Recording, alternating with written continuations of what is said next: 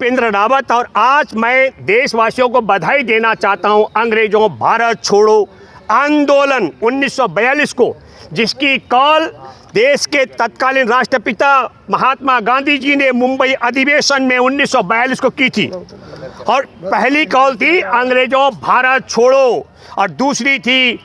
Do and die, करो और मरो, और तीसरी बात थी पूरा देश का प्रत्येक व्यक्ति आज़ाद है। और आज भारत छोड़ो आंदोलन की 8वें दशक के पूरा दिन हुआ, 9 अगस्त आज है। और आज मैं अपील करता हूं, देश में नफरत फैलाने वाले चिंटुओं भारत छोड़ो, देश में संविधान का अपमान करने वाले देश के गद्दारों भारत छोड़ो, देश के संविधान का, महिलाओं का, भाईचारे का, देश की एकता का और देश के तमाम इंसानियत का अपमान करने वाले भारत छोड़ो, हिंसा करने वाले भारत छोड़ो। और मैं सल्यूट करता हूं इस मौके पर उन तमाम जाट नेताओं को, उन तमाम गुर्जर नेताओं को, उन तमाम यादव नेताओं को जिन्होंने दावा किया, जाट नेताओं ने कहा हमारा बीच नफरत फैलाने वालों के साथ नहीं था, जिन्होंने गुर्जर नेताओं ने ऐलान किया कि हमारा बीच नफरत फैलाने वालों के साथ नहीं था, यादव समुदाय ने भी कहा कि हमारा बीच नफरत फैलाने वालों के साथ नहीं था। मैं उन सबको सल्यूट करता हूं। और मैं आज आपको बताना चाहता हूं, इस कथनी और करनी को आपको समझना पड़ेगा। एक महत्वपूर्ण जानकारी जून 2020 का मैं जिक्र कर रहा हूं, जब पूरा देश ताले में बंद था, तब सुप्रीम कोर्ट ने वन भूमि पर जो निर्माण हो रखे हैं उनको ढाने का आदेश दिया था। आप सबको मालूम होगा, जून 2020 का जिक्र कर रहा हूं, जब कोरोना के मामलों में 15,000 लोगों की जान चली गई थी और देश में 5 लाख का आंकड़ा छू चुका था, तब खट्टर की नालायक सरकार ने खोड़ी गांव में 10,000 लोगों को बेघर किया था। और उसी खोड़ी गांव के अंदर आज पिनेकल टावर, वेदांता का टावर और बहुत बड़ी संख्या में वहाँ होटल और तमाम बड़े बड़े क्या कहता हूँ सोसाइटियों के मकान खड़े हैं, उन पर बुलडोजर नहीं चलाया जा रहा है, जिसके संदर्भ में जुलाई 2021 में और 22 अक्टूबर 2021 में सुप्रीम कोर्ट बार बार फटकार लगा चुका है। ये आपको सोचना पड़ेगा कि सुप्रीम कोर्ट के आदेश की आड़ में खोड़ी गांव के 10,000 गरीबों के घर उस वक्त तोड़े गए, उसमें खट्टर ने नहीं देखा कि ये जो बुलडोजर चल रहा है ये हिंदू का घर है कि मुसलमान का घर है, सिख का घर है कि ईसाई का घर है, या हिंदुत्ववादी चिंटुओं का घर है, क्योंकि खोड़ी कॉलोनी में भी हिंदुओं के अलावा हिंदुत्ववादी भी लोग थे। अब आपको कल्पना करनी पड़ेगी, जब पिनेकल टावर जैसे बड़ी बिल्डिंगों को गिराने का आता है तो काम नहीं होता है, और दूसरी तरफ गरीबों के 10,000 घर गिराए जाते हैं। और आज वही नूह के अंदर 250-300 जो आपने देखा होगा, वहाँ पर आजीविका के जरिए दुकानें और घरों पर बुलडोजर चलाया, और क्या कहा खट्टर सरकार ने, कहा हमने इतनी एकड़ ज़मीन को कब्जे से मुक्त करा दिया। तो क्या मैं ये मानूं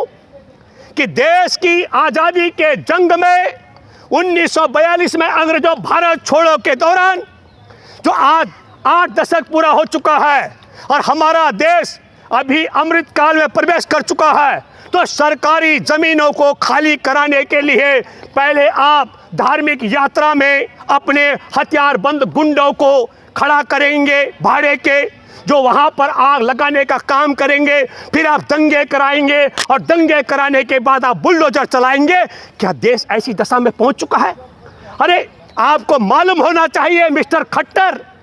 कि सुप्रीम कोर्ट के आदेश के बाद भी अभी तक पिनेकल टावर जैसे खड़े हैं, उनको तोड़ने की तुम्हारा ना तो बुलडोजर काम कर रहा है ना तुम्हारी हैसियत काम कर रही है।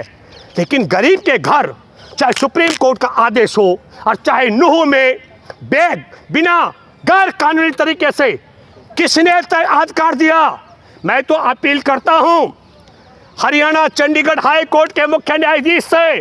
कि खट्टर पर एक एक ढांचे को, एक एक घर को गिराने का हर जाना जुर्माना वसूला जाना चाहिए। अभी तय नहीं हुआ कौन दोषी और कौन दोषी नहीं है, लेकिन इसमें भी महत्वपूर्ण सवाल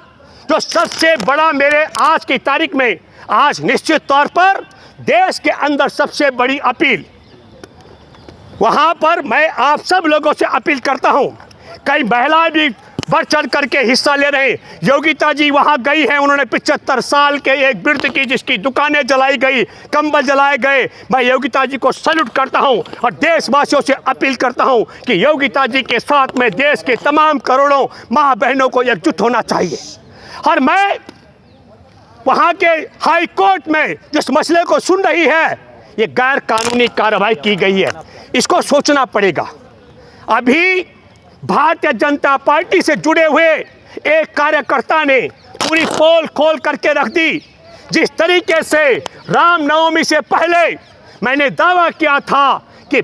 उत्तर प्रदेश और गुजरात में दंगाई हत्यारे बलात्कारियों को रिहा करके रामनवमी के दिन दंगे कराने के लिए उससे पहले तलवारें बांटी गई थी, ठीक उसी तर्ज पर इस समय वहाँ पर जहाँ देश की आज़ादी की जंग से के लेकर आज तक कभी भी भाईचारे में कोई खटास न आई हो, वहाँ दंगा और पंगा कराने का षड्यंत्र करने के लिए पहले तलवारें बांटी गई। आपके माध्यम से बताना चाहता हूँ कि भाई आरएसएस बीजेपी का एक नेता बिट्टू बजरंगी वहाँ मंदिर में जा रहा था और ऐलान कर रहा था कि दामाद आ रहा है। उसने धर्म का अपमान किया। क्या वो शिव जी का दामाद है? क्या वो यात्रा करने शिव जी के मंदिर में जल चढ़ाने के लिए जा रहा था? तो शिव जी का दामाद अगर उसने अपने को बताया तो खट्टर और मोहन भागवत, तुम देश को बताओ कि क्या तुम्हारे गुर्गे, तुम्हारे गुंडे देश के साथ गद्दारी करने वाले और हमारे देश में दुनिया में जो शिव का बहुत बड़ा सम्मान है उसका अपमान करने का षड्यंत्र किए, उसको उसका दामाद बताने के लिए। या वह शिव के नाम पर नूह के मुसलमानों से कह रहा था कि मैं तुम्हारा दामाद हूं। तो मैं नूह के मुसलमानों से अपील करता हूं, वो तुम्हारे में से कौन ऐसा व्यक्ति है जो मैं कहता हूं काफिर है, जिसने जा करके बिट्टू बजरंगी की सास के साथ में संबंध बना करके बिट्टू बजरंगी की पत्नी को जन्म दिया? उसका भी खुलासा होना चाहिए, क्योंकि इस्लाम के मुताबिक जो व्यक्ति चरित्र का कमजोर होता है उसे काफिर कहा जाता है। और बिट्टू बजरंगी को भी बताना चाहिए कि नूह में वह कौन सा मुसलमान है जिसके साथ में बिट्टू बजरंगी की सास ने संबंध बना करके और उसकी पत्नी को जन्म दिया है। ये बात भी साफ होनी चाहिए। दो ही बातें हो सकती हैं, एक वह शिव जी के मंदिर में जा रहा था, शिव जी के परिवार को बता रहा होगा कि मैं तुम्हारा दामाद हूँ, मैं आ रहा हूँ, मेरे स्वागत की तैयारी करो। और दूसरा हो सकता है कि वो उसने कहा होगा, वहाँ मुसलमानों की आबादी है, मुसलमानों से कहा होगा कि मैं अपने ससुराल आ रहा हूँ। तो मुसलमानों में भी मैं उस मुसलमान को अपील करता हूँ जिसके जिस्मानी संबंध रहे हो उसकी सास के साथ और उसने इसकी पत्नी को जन्म दिया हो, उसका भी खुलासा होना चाहिए। और तब ऐसे में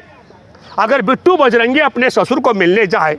और बिट्टू बजरंगी का जो ससुर रहा हो तथा कथित वो मुसलमान जिसने उसकी पत्नी को जन्म दिया हो या जन्म देने में जिसकी भूमिका रही हो, तो ये दामाद और ससुर का मामला है, इसमें दंगा और पंगा किस बात का? लेकिन और तीसरी बात कि वह अपनी पत्नी को जानबूझ करके बता रहा हो कि वह मुसलमान की जनी हुई है, लेकिन मुसलमान ने जनी ना हो, ऐसा आरोप अगर वह लगा करके मैं कहूँगा कि मुसलमानों का चरित्र हरण का काम कर रहा हो, तो बिल्कुल एक एक मुसलमान का दायित्व बनता है कि ऐसे बिट्टू बजरंगी पर, क्योंकि काफिर कहा जाता है उसे इस्लाम में जो चरित्र का गिरा हुआ होता है। और फिर अगर कोई मुसलमान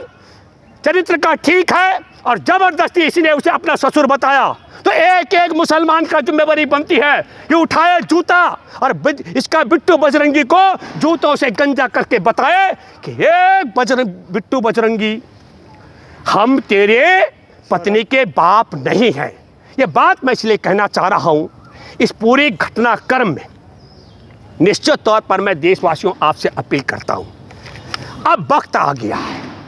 मैं सैल्यूट करता हूँ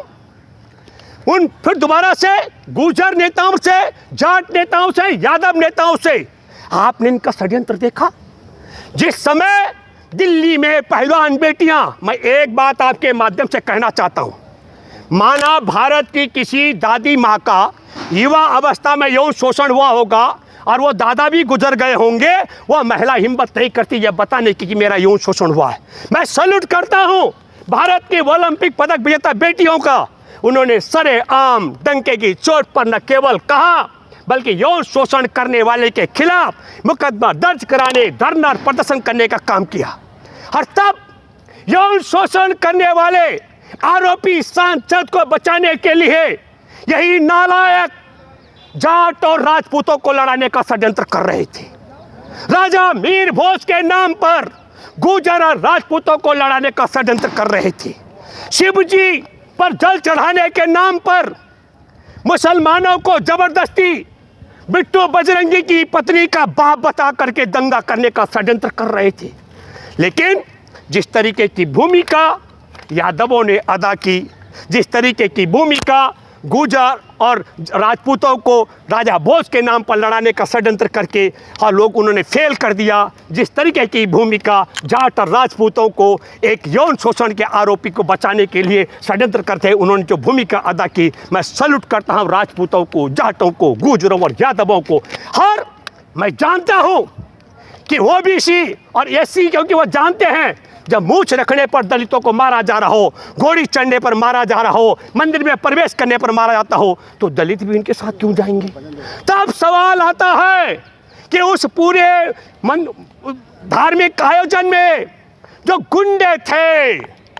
वो गुंडे जब जाट के बीच नहीं थे, राजपूत के बीच नहीं थे, गुर्जर के बीच नहीं थे, यादवों के बीच नहीं थे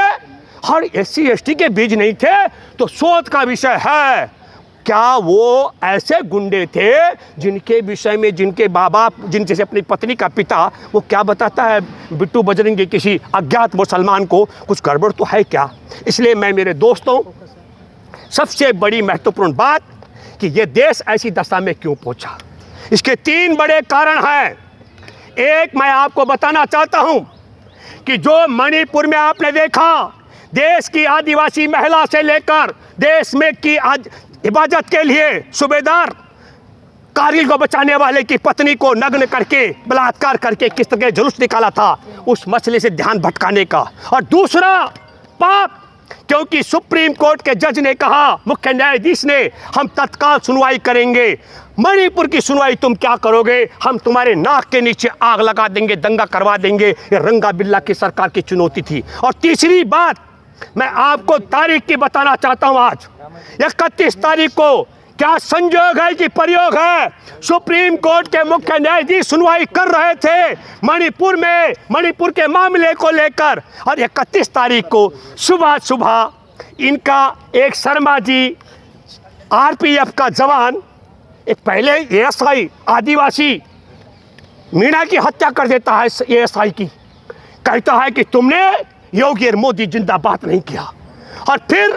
रेल में अपने अलग अलग बोगी में जाकर 3 मुसलमानों की हत्या कर देता है। इसका मतलब ये संदेश देना भी हुआ मुख्य न्यायाधीश को, तुम क्या मणिपुर के आदिवासियों की बात करोगे, हम तो जो सेना में आदिवासी एएसआई के ओहदे पर है उसको हमारा वर्दीधारी आतंकी, हमारा आरएसएस बीजेपी बजरंग दल का गुंडा आतंकी, उसकी भी हत्या कर सकता है रेल में। तो मैं आपके माध्यम से एक बात कहना चाहता हूँ, जब रेल में सीनियर अधिकारी अगर आदिवासी हो, उसकी हत्या हो जाती हो, सेना में अगर आदिवासी हो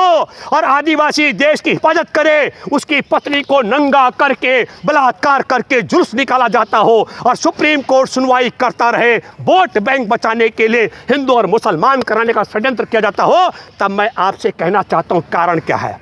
अब इनके वोट खत्म हो रहे हैं, तो वोट को बचाने के लिए षड्यंत्र हिंदू मुसलमान करने का, लेकिन जाटों ने, यादवों ने, गुर्जरों ने, राजपूतों ने जो भूमिका अदा कर दी, एससी एसटी ने जो तय कर लिया है, हमको लगता है, मैंने पहले एक बार कही थी, दोबारा कह रहा हूँ, एक दिन मोहन भागवत ने ऐलान किया था, मुझे हिंदू धर्म में कोई कमी नजर नहीं आती है, और मैंने तत्काल कहा था जिसका डीएनए हिंदू में दलित से लेकर ब्राह्मण तक मिलता न हो और वो उनके ठेकेदार बन जाए, उसे धर्म में कमी कैसे नजर आएगी। धर्म में कमी देखनी हो तो तब देखना पड़ेगा जब हमारे देश में रामायण की रचना करने वाले महर्षि वाल्मीकि को डकैत बताया गया था, महाभारत में एकलव्य का अंगूठा कटाया गया था, और दलितों की महिलाओं को स्तन ढकने पर टैक्स लगाया गया था, और अभी नूह में हिंदू और मुसलमान कराया गया था। और आपको पता है कि मणिपुर में भारत की सेना के सूबेदार की पत्नी आदिवासी महिलाओं को बलात्कार करके नंगा करके जुलूस निकाला गया था, और उसके संदर्भ में संसद से लेकर के हर जगह मौन और सन्नाटा छाया था। यह बात आप सबको याद रखनी पड़ेगी। धन्यवाद। जय हिंद, जय जवान, जय किसान, जय संविधान।